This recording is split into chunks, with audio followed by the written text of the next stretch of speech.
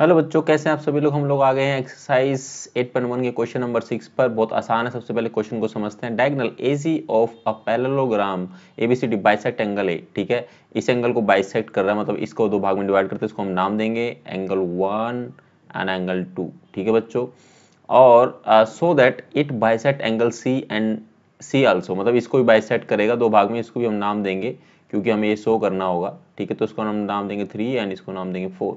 ठीक है, 4।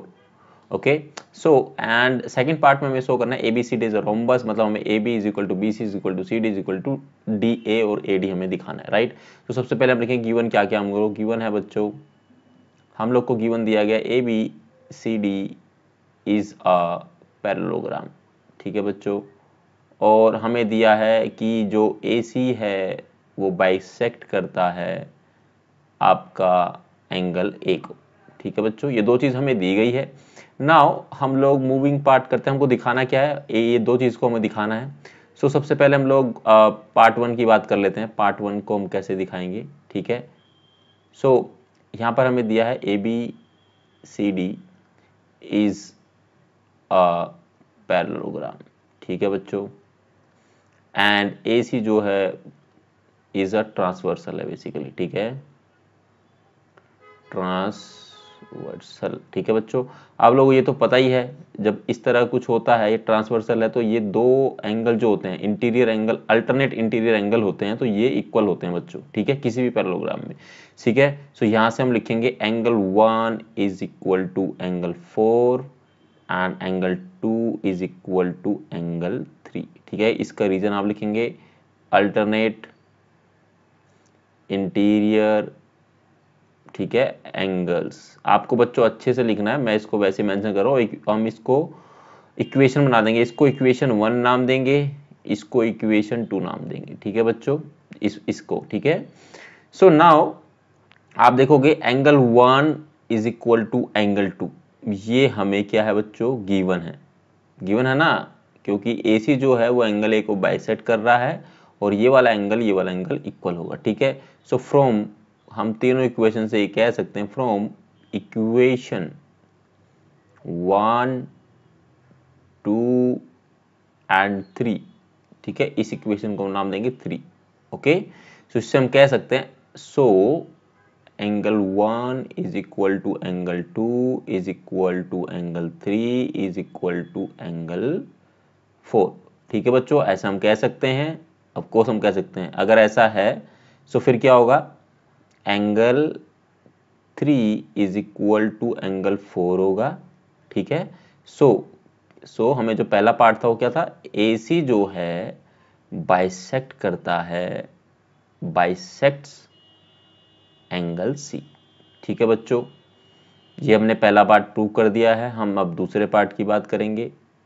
ठीक है बच्चों, दूसरे पार्ट में हमको दिखाना है ABCD इज ए रोम्बस। ठीक है, सो फ्रॉम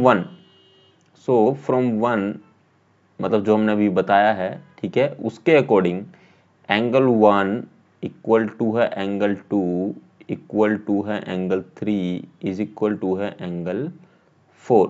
ठीक है बच्चों, so in triangle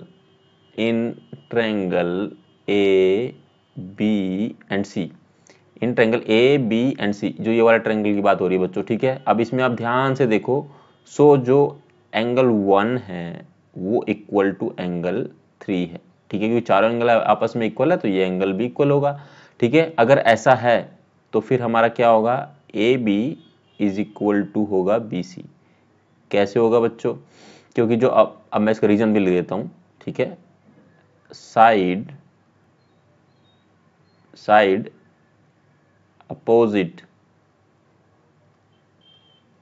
to equal angles are equal. ठीक है बच्चों, ये इसका रीजन हो गया। क्लियर, और इसको हम इक्वेशन देंगे नंबर 4। ठीक है, क्लियर। एंड हमें फ्रॉम गिवन है, मतलब गिवन क्योंकि ये आपका क्या है, पैरेललोग्राम है। ठीक है, फ्रॉम गिवन हम यहां लिखेंगे पैरेललोग्राम है, तो क्या होगा, A B is equal to C D. ये इक्वेशन आपकी 5 हो गई बच्चों। एंड यहाँ से हम बच्चों यहाँ से from given A B is equal to C D equation 5 मानेंगे और B C is equal to आ जाएगा आपका ए डी या फिर डी ए बोल सकते हो, ठीक है। ये इक्वेशन 6 हो जाएगा बच्चों, ठीक है। अब मैं इसको यहाँ से कर रहा हूँ, यहाँ बता रहा हूँ। तो फ्रॉम इक्वेशन 4 5 एंड 6, ठीक है बच्चों, इससे हम ये बोल सकते हैं ए बी इक्वल टू है B C is equal to है C D is equal to है C D and equal to है डी ए, ठीक है बच्चों। ये हो सकता है, आप देख लो यहाँ पर इन तीनों इक्वेशन से हम लोग ये कह सकते हैं, अगर ऐसा है then A B C D is a rhombus, ठीक है बच्चों। यहाँ पे ये क्वेश्चन समाप्त होता है। अगर इस क्वेश्चन में कोई भी डाउट है, कोई भी क्वेरी है, तो आप मेरे से कमेंट सेक्शन में पूछ सकते हैं। मिलेंगे अगली वीडियो में नए क्वेश्चन के साथ, तब तक के लिए थैंक यू सो मच।